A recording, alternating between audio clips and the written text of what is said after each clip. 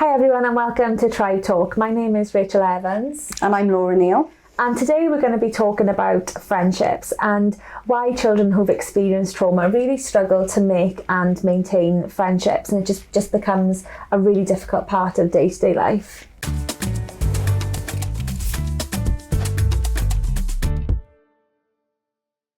If you've noticed any friendship difficulties with your child, so it might be that they make friends too easily, or they fall out with friends often, or those social skills that they need to make friends are really underdeveloped, then this podcast is definitely for you. We're going to be talking about everything to do with friendship skills for children who've experienced trauma. So friendships is quite a complex system, isn't it? It requires lots of different skills, social skills, relational skills. And for our children that have experienced early childhood adversity, when they have some of those skills that are underdeveloped and they have those deficits, it makes it really difficult then to make and maintain friendships. So within a friendship, it's those interactions between one another. It's that body language, isn't it? It's that back and forth, those conversational skills. Friendships, there's trust between two people or a group of people. Being able to be flexible in your thinking, but also in your interactions as well. There's lots of different skills, like how you apologise, how you show support to a friend. You know, there's lots of different skills that are included in that. And it changes with age as well. So like early on, we might be looking at the ability to share with our little ones, to let somebody else have the toy that you've been playing with all day. But then as they get a little bit older, it can be, how do you navigate multi-friend relationships? So if there's a group of you in school, how do you navigate sharing your friend with other people? And then as they get older again, you get more into these relationship dynamics of, are we a good fit with each other? When we argue, how do we make up? How do we resolve problems? How do we resolve conflict? There's so many different layers at different ages as well. I know, it's so complex. And then, you know, when we think about this for the children that we support, it's huge. It's huge. So much to pick apart. And when you see these difficulties that are playing out, and we know so much about the children or the child that we support from their trauma history, we are often left with, no wonder, you know, they're struggling in this area, because we need to focus on all of these different skills to set them up for success within a friendship. And especially when children get older, into teenage years, it brings about more of those like intense feelings of rejection or feelings of unworthiness. My friend have just chosen to play with somebody else, or spend time with somebody else. That doesn't make me feel good, and it just becomes really complex. And those are really typical things that every child goes through, particularly when they get to those. I think there's different ages that they get to, but it's kind of 7, 8, 9. They'll hit one phase, and then early like comprehensive years, they hit another phase again, where there's just so many different challenges. And children who've not experienced any trauma struggle a lot of the time. So to add trauma into the mix as well, it just makes it so impossible sometimes. Yeah, I think like social media as well to the mix huge. Is difficult, you know, for all children, but especially children who've experienced trauma. This is just another layer of... Yeah, and just the way they communicate. So many kids these days, they're communicating on their phone, so they'll be messaging each other on WhatsApp instead of having a conversation, and they'll say things on WhatsApp that they won't say in other, they wouldn't say in real life, but it's okay to say it on your phone. Yeah. It's got me thinking, Laura, slightly going off on a tangent, but like how friendship has changed maybe over the years with social media. Like, friendship used to be the time that you spent with somebody, or compliments, or whatever that looked like, but now it's how many likes am I getting on my photo, or how many views am I getting, and it just changes the definition of what friendship is, or what people perceive to be friendship, or someone who likes me. All these are complex systems, even for adults to begin to get their head around, so never mind children, and especially then children that have experienced trauma. Yeah, and I think a little bit more difficult in certain contexts anyway to to have control over that as a parent. So whereas your child used to see their friends in school, they'd come home and they would only, particularly when they're younger, they'd only see their friends if you took them on a play date or if you took them to a party. Now they're on their phone or they're on the games where they're interacting all the time. You don't always know that they're interacting on there as well. Yeah. And they might be having conversations. Like it took me a little while to work out that kids were having conversations on Roblox. Roblox, yeah. There's lots of different platforms and games where there's chat functions and it just adds another layer of risk. Which we've got a podcast on risk, and we're going to cover it a couple of times this year because. So many different areas. And especially in this area though, isn't it? Like online. The risks online are just scary. And I would say this is actually something that comes up within therapy quite a lot when we're doing problem solving in therapy and children are coming with difficulties they've got. A lot of the time that difficulty is, well, I said this and then my friend texted this person or messaged this person and they said something that was slightly different and I didn't mean that, and it just spirals. So the children that we support that have or have likely got some deficits in areas, whether that's relational or social skills, they come up against these difficulties. But we've just spoken about how friendships are complex and there's lots of different layers to friendships. But children who've experienced trauma, their idea of relationships are so different. So how complex trauma has impacted them or friendship and friendships in their context is, their view of trust in others. Are they too trusting? Or don't they trust enough to even get close to a friend? Are they going to allow themselves to get close to a friend? When there's disputes or arguments, how are they emotionally regulating? Do we go from 0 to 100? Do they internalise that? I mean, that's a huge thing that we see is children who they'll have a fairly normal argument in school that lots of children might have. But because of the trauma that they've experienced, they internalise that. So they think that's all directed at them. Those feelings of shame and blame come up. It's huge for them. And it's those experiences then that have impacted how a child makes and maintains friendships. And then we see it play out then in some of the behaviours that, when I say we, parents, carers and school, how they are seeing that play out with children, in the schoolyard or at home.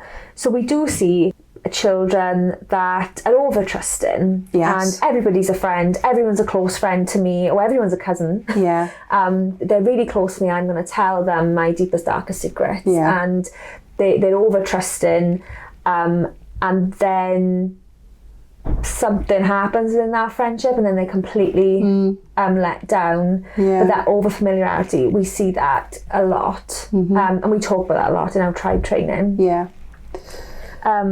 also see children that can be quite controlling in friendships, or those that really want friendships but just can't, don't want to get too close to somebody because their experiences have shaped.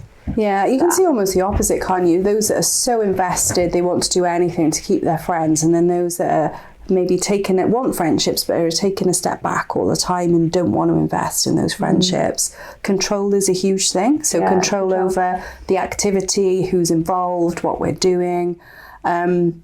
Control over if you're my friend, you can't be anyone else's friend as well. Like not that inability to be able to share friends as well. And it comes down to that fear, doesn't it? You're going to leave me. That fear of I'm going to be rejected. You're not going to want to be around me anymore. You don't like me. That means you don't like me, and I'm not a nice person. It spirals. Thoughts like that.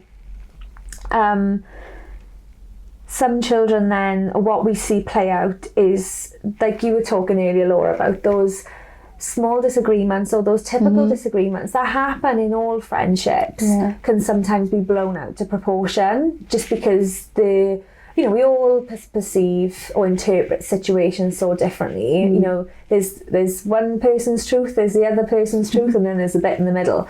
But, you know, for the children that have experienced trauma, that is often a big deal. Yeah. And it's not a small disagreement. It's something that's a lot bigger. And that's what our parents and carers report to us, is that they can't keep friends because this keeps on happening all of the time, where they have a friend and then it's lost with a big disagreement.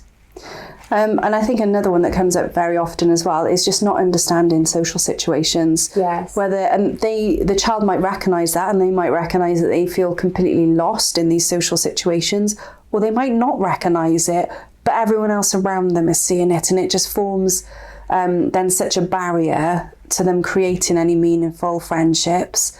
And I think it can work in two ways. You can have children who are really rejected they are actually rejected by friends because their peers don't want to be friends with them because they can't recognise those social situations and those social cues. And it creates that distance then, doesn't it, between those two people. But complex. It is complex. Lots of skills, lots of different difficulties that it can present, and it's our jobs then as professionals and parents and carers to really understand where a child sits within their own skills, what we need to support with, and where we kind of go from here to make that experience a little bit more positive for them, where they're making friends, they're able to maintain those friendships because we've given them those skills. But we do have to understand how trauma has impacted them to know how they view relationships. Just getting back to basics, isn't it? And if we can understand how the trauma's impacted, we can start to think about how do we start repairing from this. So I think in terms of friendship skills, we always look at this as a layered approach. And for us, so very often we might have a referral for a young person who has friendship difficulties, and that's usually in school. And that's what they're referred for. They're referred because they have friendship difficulties.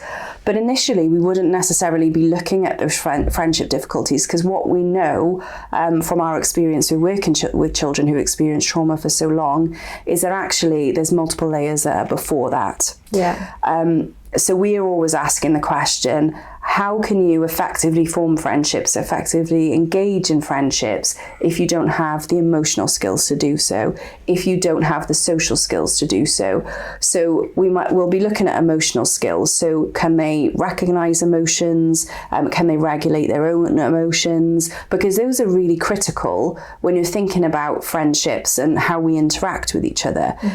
If a child is not able to recognize somebody else's emotions, how are they going to respond when that person is sad or unhappy or upset? They're not going to know how to respond. They're not even going to realize that they need to respond in a certain way. So we need to first pinpoint, where are they on the emotional spectrum?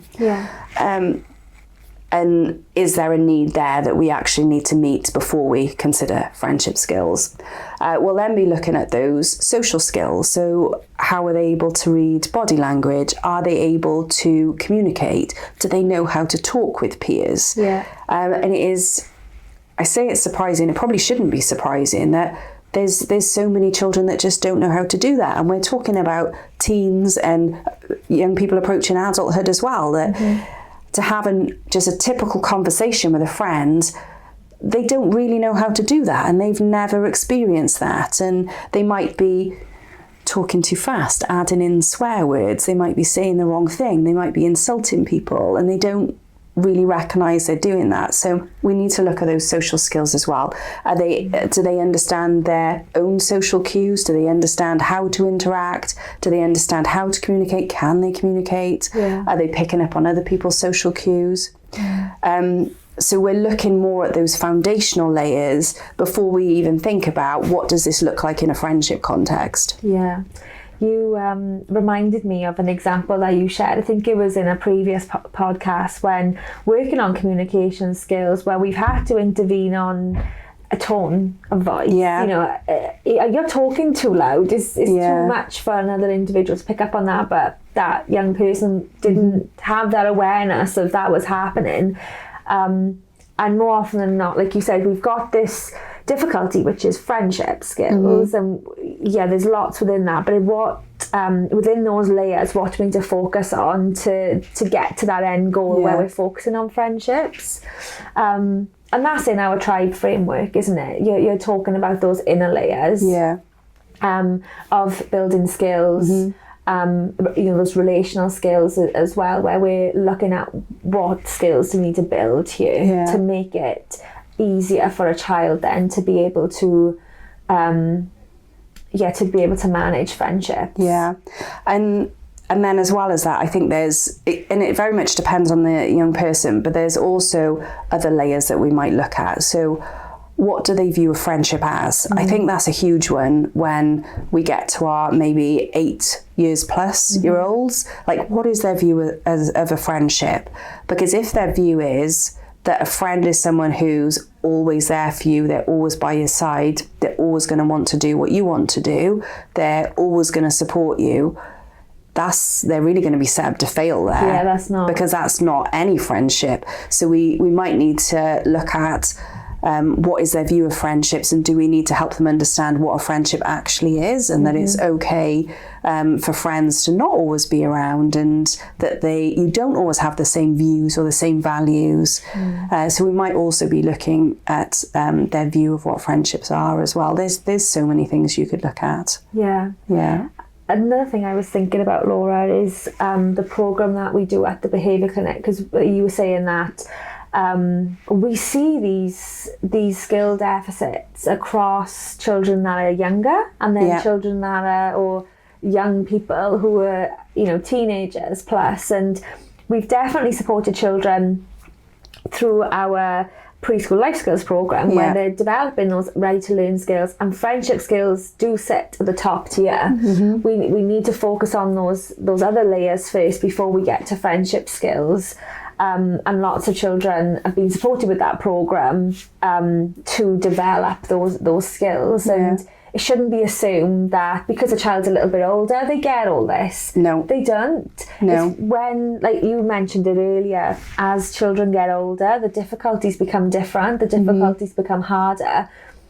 That's going to be even worse for a child who's experienced trauma and don't have those skills to navigate through them. Yeah. So it's important to pick that up. And we've got to start from those foundational layers. So the difficulty that you're seeing might be friendships, but that might not be the underlying needs that you need to go back to resolve that difficulty that they're having with friends. So how can parents and carers then be supporting children at home, isn't it? Because, that's what, it's important that we recognise that there's going to be some sort of a difficulty. We've got to understand where that is, where is a child in their skill set, and then start embedding some of these supports at home through natural teaching opportunities. When children are younger, you'll see parents that are sat with two children trying to scaffold that play, and we essentially want to mimic that, but across all ages, isn't it? Where we're teaching other skills in the moment. And you mentioned a few. Emotional skills. That was a big one. I think that's where, that's one of the areas I would start. It would be, what is their emotional development like? What are their emotional skills like? Because if your child actually has two difficulties, one is that they struggle with their emotions and they can't regulate, and the other is that they are struggling with friendships. There's no good working on friendships. You need to work on emotions first before you go into working on friendships. Yeah. And parents can do that at home where you're normalising emotions, you're labelling your emotions and trying to help children make that link between my body's doing something inside and this is what it means. So you're trying to bring that chat to the surface, really. We've actually got a podcast on that, so we can put the link to that in this podcast. Linked below. On emotional regulation for children with trauma histories. Because that is one of those foundational skills that are needed for friendship skills, but also communication as well, like how you can be promoting more appropriate communication, not challenging behaviour communication. And I think and it's okay to have those conversations around when they get it wrong as well. Yeah. And what that might mean. So if a child is maybe being too loud, like you said, or they might be, if there are teens, they might be using swear words all the time within every sentence. And for some of their peers, that's absolutely fine. For others of their peers or within the school environment, that's not fine. Okay. And we might think they know the difference in those situations, but a lot of our teens actually don't. And we need to almost sit them down and explain the difference. And this is what you might do in this situation. This is what you might do in this situation. But that goes right across the board. It like, I would say, notice your child's communication skills. Is there anything that you're picking up on that might be causing a barrier to friendship skills? And if there is, think about, well, do we have a conversation with them about that? Is there any additional teaching we can do around that? Are there any books that we can read together which will give really good examples of those interactions so that they can learn from those? Yeah. I was also thinking with communication as well, some of those assertiveness skills. So, especially for teenagers, and you were talking earlier about how you get to a certain age and you start realising, is this friendship for me?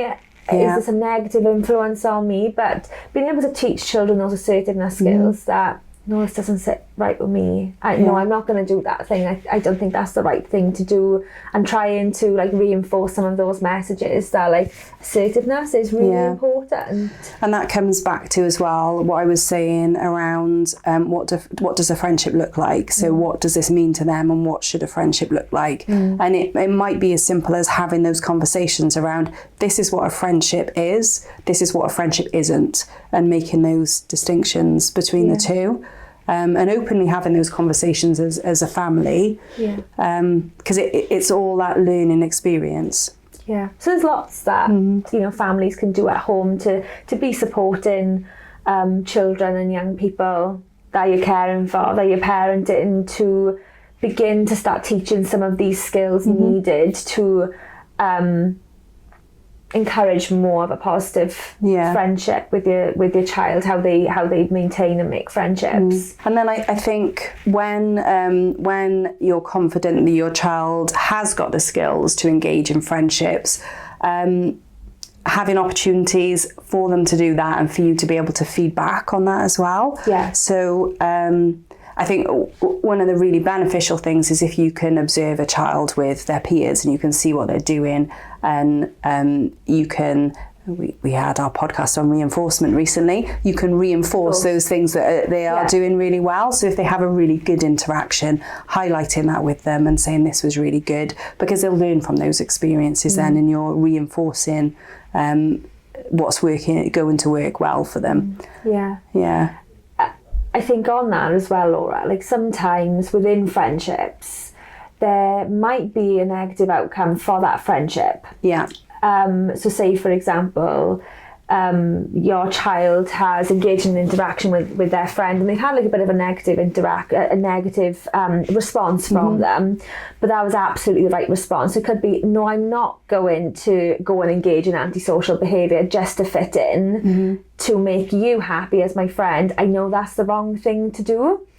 So they've had a negative then response from their friend, oh, well, you're weird. Why are you doing that? You're lame or whatever. Do they use that phrase lame anymore? Or don't know. They've probably got they got a cooler word. They got a cool word for it. But as a parent, when you start having these conversations as a parent, then you can say, no, that was absolutely the right thing to do. You've done the right thing in that situation. And those conversations are hard because you get that social disapproval from your friendship group, which is hard to take. But that was the right route to take, because now you haven't got an ASBO. Might not be an ASBO, but you know what I mean. But having those, I think having those discussions and that around what could the consequences be if you had decided to go down this route. So I think, again, it just adds that complex nature of friendships. But definitely I would say start from the foundation. So one of the things I'm thinking about is problem solving, supporting our children to problem solve. But there's absolutely no where you're going to be able to support them to problem solve if they don't have those basic communication and emotional skills. So you need to work on those first. And then as they develop those, you can then move on to things like problem solving and those questions around, is there anything you could have done differently in this situation? Yeah. How do you think your friend felt in that situation? And those types of conversations can develop, but only when you've got those fundamentals. Foundations. Yeah. So we've got a question from a carer through consultation. So their question was, my child falls out with friends, and then they automatically say, well, no one likes me, I don't have any friends. How should we be responding to moments like that? I think this is a route that many of our children go down. They immediately think, I don't have any friends, no one will like me, this always happens to me, which actually might have been the case in the past. So I think it does depend on the situation your child is in. If they've had multiple experiences of this, or whether they haven't actually, I'd always try and focus on, is that the case? Because usually they do have friendships. It's not that everybody doesn't like them. So to question that with them, and don't give them the answers. I want them to come up with the answers. Yeah. So how I would approach it is, I would empathise, I would be compassionate, but I would also be saying, but do you have any other friends? Can you name any other friends that you've got? Or, well, what about this person? I thought they were your friend. Or, but this went really well last week with this other person. What do you think that means? So you're kind of asking those questions that gets the child to think about, oh, maybe I do have friends, and this isn't an all-encompassing friendship that means that everything's broken, and where they can pinpoint where things have gone right. Yeah. Now, I've also worked with parents and carers where nothing has gone right for their children within friendships, because there's so many difficulties there. They don't really have any experiences to draw upon. Yeah, okay. So I think in those situations, what I would be doing is to start off with on the friendship journey, when you're trying to support them with friendships, is to set something up that can be a positive. So that's usually a friend who's got another child, where you can have a short play date, make it really realistic, make it very achievable, that goes well, and repeat that so that you've got that to draw upon. Oh, well, what about when we went and did this? Or what about this? What do you think this means? Because that can lay the foundation for doubt, essentially, for making the child doubt, oh, well, okay, if that person likes me, or if that went okay, it cannot be true that nobody likes me. Yeah. That's, two great pieces of advice there, where you're just creating a little bit of doubt in their mind that it's not that no one likes you or everyone hates you. That's a lot of people in the world. So you're just creating a little bit of that doubt. One thing I would say, though, is it does need to come from the child, because I think if the parent just keeps saying, or the carer just keeps saying, oh, well, of course that's not true, of course people like you, it doesn't have the same impact.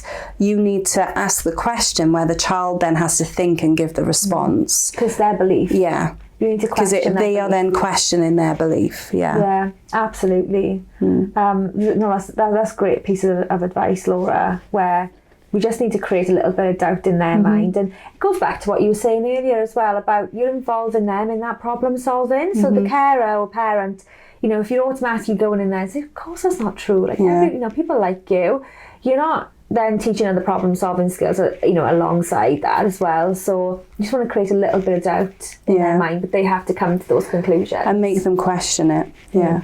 Okay, so that is the end of the podcast on friendships. So one of our key takeaways is that children who've experienced trauma, they are likely going to experience some difficulties in friendships, whether that's difficulties maintaining friendships or making friendships. So it's really important to not assume that these skills will just develop automatically. They won't. We have to put that time in to support skill development, and think about those layers that are needed, those skills, those foundational skills that are needed where we're working towards developing friendship skills. So like you said, Laura, emotional, social skills. So pick those out, understand what skills, what foundational skills you need to focus on to help your child manage friendships. Yeah. Thanks, Rachel. So if you want to know any more about trauma-informed care, subscribe to Tribe Talk for more trauma-informed care in practice.